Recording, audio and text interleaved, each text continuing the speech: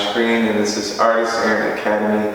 And today we're going to start our second video on our naturalist painting method on values. How do we communicate the effect of light, the flow of light over a form through paint?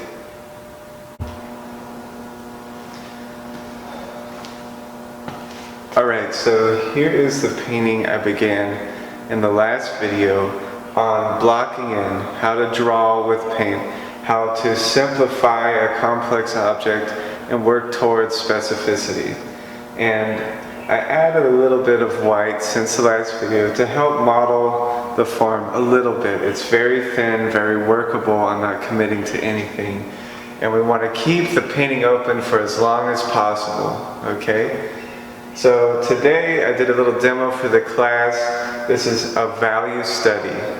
So I tried to make an effect of life like what I'm witnessing on the sculpture. I took some artistic liberties and I darkened the background to help increase that effect of light. So in these studies we're using a grisaille palette, which is white, brown, and black. So we're not only going to focus on the value, we're going to focus on the temperature. So what's the difference? Value is the amount of light reflecting off a surface. And this is recorded in black and white photography. The black areas send no light to the film. Only the white areas bounce light, photons, to the film and make it change. So we're also, like that, recording the amount of light that is striking our retina, just like the camera. And this is where the main lights are coming from. So I'm documenting that. Temperature is very different from value and very different from color.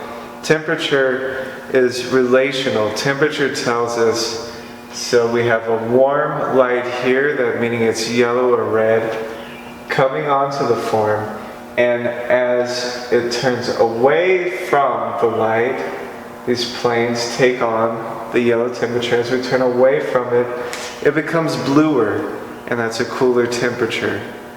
And then the shadow line is very cool, and then we have reflected light bouncing up onto the foot, which is warm because our light is warm. And so there's this play of temperature shifts, the relations between the warmness and coolness of the values, okay? That tells us also how form is turning. This is why it's nice to teach value and temperature at the same time. You can use both to turn form, to talk about light and how it flows through a space. So here's the palette of one of my students from earlier today, and she did an excellent job mixing her paints. We have a scale of warm values and a scale of cool values. Now, you can see the steps all the way in between our white, in this case titanium white, which is the brightest white pigment, and ivory black, okay? And for the warmth, we added burnt sienna. So there's a clear step for each value all the way in between, so about 10 values. And then she did the same for the cool, removing the sienna and only doing a cool scale. Now, these are pretty extreme for the white cast that they're painting that are on white walls. You won't use a red or an orange that intense. So what they do then is they mix the exact value and temperature in between these two mixes, and it can get very precise. So I'm going to go mix a palette for my cast that I'm painting. Alright, so let's get to it. I have my titanium white.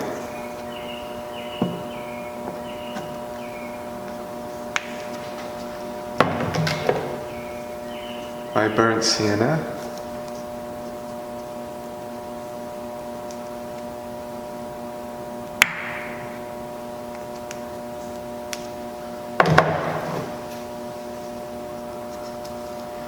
and my ivory black.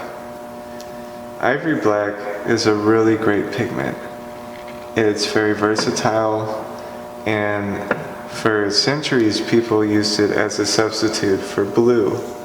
So when you mix white with it, it cools off a lot. And by comparison to something really warm, it becomes blue. So an extremely useful pigment to have on your palette. Alright.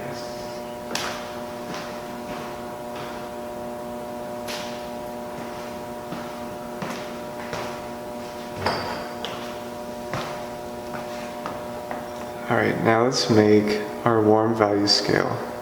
I'm going to take some black, a little bit of sienna, and this will be my warm black.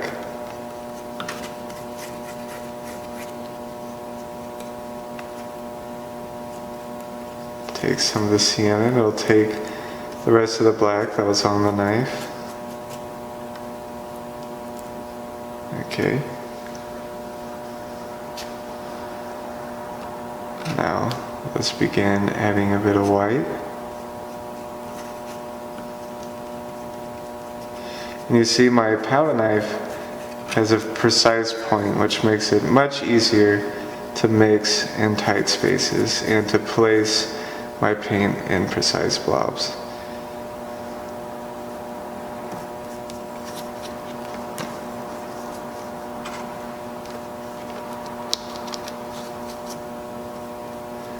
You want to be sure to mix a pretty decent amount of paint for each step so you don't have to go back and mix in the middle of the painting.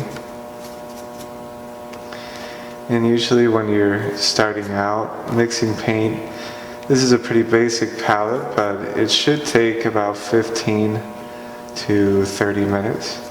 That's completely normal.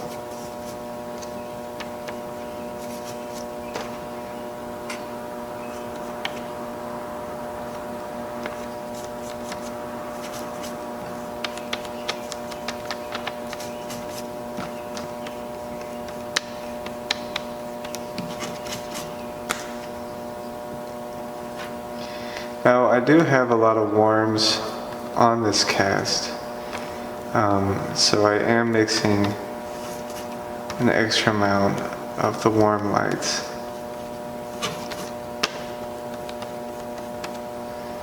Alright, that's pretty decent. Now let's make our cool scale.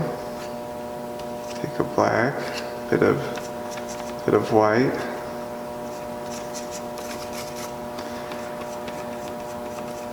That'll be our cool black.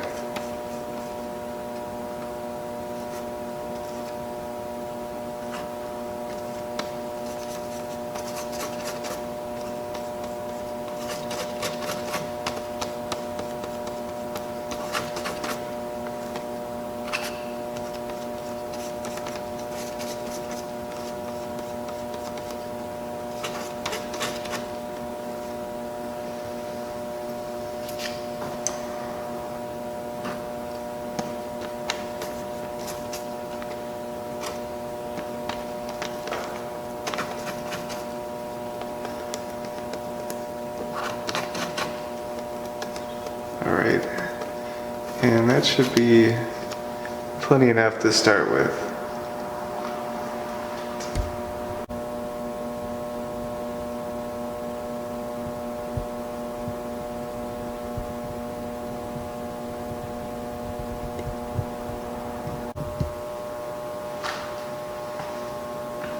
Okay, so how do I begin?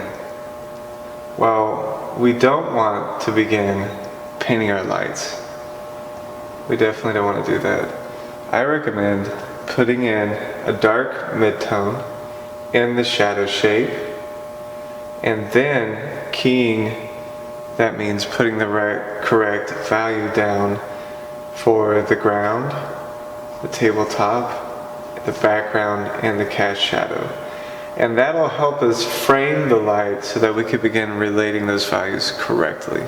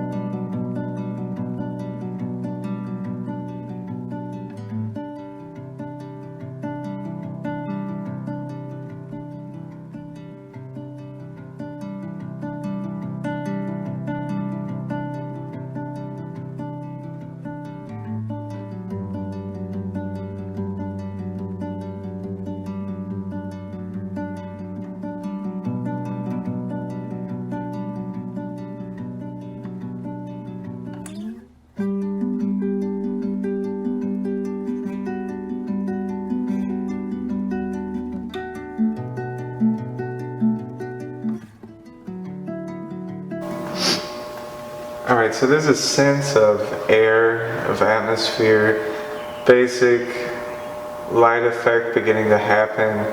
The drawing is falling away, but it's always back there behind the paint as a structure, and working loosely.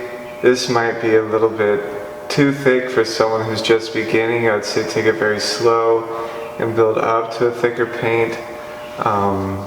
You can feel temperature changes. This feels really blue next to this light, and that describes what's happening there pretty well. And it's still very general, very open, very loose. You want to use thin paint in your shadows, okay, in your dark mid-tone. And you only want to use thick, heavy paint, which we call impasto, in your lights. And this will actually stand out from the canvas and catch actual light and reflect it. And its opacity creates a sense of form, of structure, of solidity. Okay, and now we just keep refining and juggling all these things at once. Light, form, drawing, atmosphere, temperature. That's what painting is. You're juggling all these different ideas at once and navigating it seamlessly.